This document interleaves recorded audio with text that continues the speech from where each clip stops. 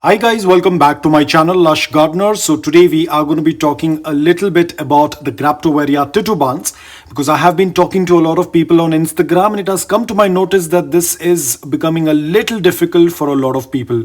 Ideally, Xgraptoveria Titubans is one of the most easiest succulent to grow. One, because it's from the genus of Xgraptoverias. From my experience, what I have felt is Xgraptoverias are one of the most easiest ones to grow. They are very low maintenance, not very tricky like our Echuverias. So overall, they are very easy to grow, but still a lot of people are having an issue. And what I have noticed is people are killing this succulent because of overwatering. Now guys, there are certain signs when you tend to look at the succulent, you will get a fair idea whether the succulent is well hydrated or dehydrated. Now the succulent that you're seeing on the screen over here is underwatered, because I prefer to keep my Titubans slightly underwatered, because right now we are kind of getting into the monsoon season. So a lot of times without any prediction, it starts to rain and a lot of my succulents are outdoor without any covering. Now during the monsoon season, I do start covering them up, but right now, because the rains are not very frequent, it just happens out of the blue. A lot of times it starts raining at around 2 a.m. or 3 a.m. in the night while I'm asleep. So of course I cannot run and go and put the plastic on. And a lot of times the succulents will get wet. Now if the succulent is slightly underwatered like this, one rain is not going to damage them.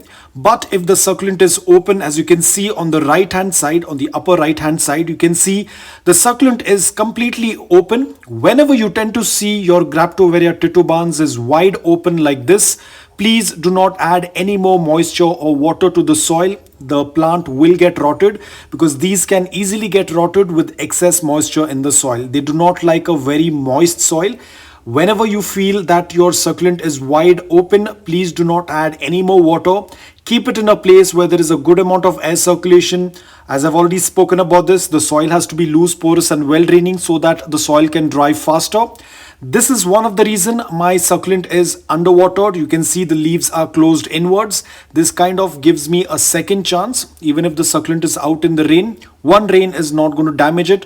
Most probably the leaves that are closed inwards will start to open up. It will look more wider. The leaves will be wide open. That indicates that the succulent is hydrated. Because most of the pictures that I've seen of the people who are having trouble with the leaves dropping, I had seen that the succulent was wide open. All the leaves were wide open, and even then people went ahead and watered the succulent, due to which the initial stage is Xgraptoveria Titubans will start dropping its low leaves. As soon as it feels that there is too much of moisture in the soil, it starts to drop its leaves. Now this could be a defense mechanism of the plant, probably trying to get rid of that excess water in the leaves, or probably the leaves are getting heavy with water. This could be one of the reasons why the leaves start to drop. So ensure that you look at the succulent. If you feel that the succulent leaves are closing inwards like this, you can go ahead and water it. If the leaves are wide open, please do not add any moisture or any water in the soil. Apart from that, Titubans prefers a good amount of morning direct sunlight for 5 to 6 hours after acclimating it. Do not keep it in a place where there is less light. If you are a person who does not receive a good amount of direct sunlight, indirect bright light is absolutely okay, as long as the intensity of indirect bright light is above 2000 lux. And if you do not receive both of them, then of course you'll have to use a grow light, a good quality of grow light, and try to keep it a little bit closer to the grow light. They prefer a good intensity of light, whether it's natural light or artificial light. So ensure that you're keeping this in mind. Now the worst thing is, most of the people have already killed the succulent, because once it starts dropping the leaves, then it is little difficult to save the succulent. Most probably what you can do is, if you feel that your soil is still very moist, it's still very wet, let's say that your succulent has started to drop its leaves and you tend to see that even the upper layer of soil is not dry, the best what you can do is take out your succulent and let the roots dry. That is the last option, because we don't know what damage the excess moisture has done. It all depends upon how you have made the soil mix. So it's extremely important that you check, look out for the signs. The best way is keep them slightly underwatered, again not severely underwatered. When it is extremely dehydrated, you will tend to see a lot of wrinkles. Over here you can see it is just the first level of dehydration. I will be going ahead and watering it after probably a day or so.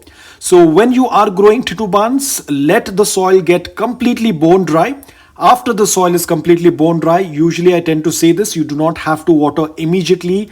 You can still wait for a couple of days because the succulent has stored the water in the leaves. A lot of people tend to panic. The moment they see that the soil is completely bone dry, they immediately go ahead and water it. You can still wait for a couple of days. Again, depending upon the season, probably during summers, you can wait for another 2 or 3 days. During winters, during monsoon seasons, I sometimes wait for at least 2 weeks after the soil is completely bone dry because there's so much of moisture in the environment. During winters, the environment is very cool. During monsoons, there's a lot of humidity, so we do not need to be worried much. Only during summers, because it's very dry, we need to check probably once the soil is completely bone dry.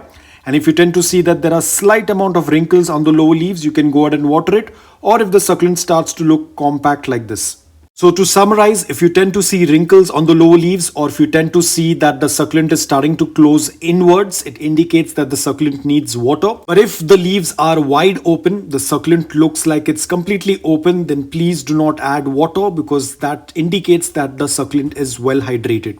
So guys, that's all about it. I hope that this video was helpful to you. If it was, please hit the like button. And if you're new to my channel, please consider subscribing to it. Until then, take care, stay safe, and keep propagating.